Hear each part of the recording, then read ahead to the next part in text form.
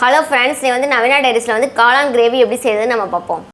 காளானை வந்து நமக்கு என்ன மாதிரி ஷேப் வேணுமோ அந்த மாதிரி கட் பண்ணிக்கலாம்.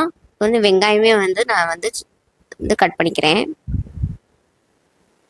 என்ன ஷேப்பில் வேணால் கட் பண்ணிக்கோங்க. தக்காளியும் கட் பண்ணிக்கோங்க. நம்ம வந்து இதை அரைக்க தான் போகிறோம். அப்புறம் வந்து ஒரு பேன் எடுத்துகிட்டு ஆயில் ஹீட் பண்ணிவிட்டு மல்லி, பெருஞ்சீரகம், கசகசா,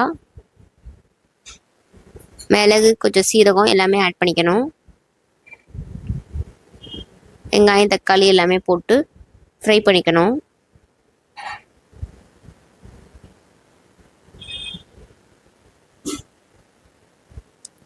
நாலஞ்சு மிளகா வத்தல் வந்து ஆட் பண்ணிக்கோங்க. உங்கள் காரத்துக்கு ஏற்ற மாதிரி சால்ட் கொஞ்சம் ஆட் பண்ணிக்கோங்க.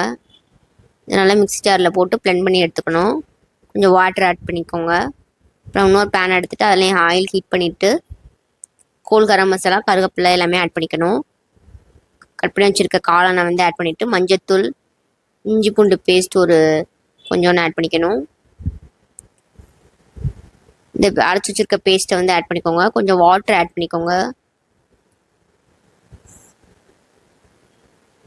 கொஞ்சம் சால்ட் ஆட் பண்ணிக்கோங்க. இது வந்து இந்து உப்புனால கொஞ்சம் தான் ஆட் பண்ணணும்.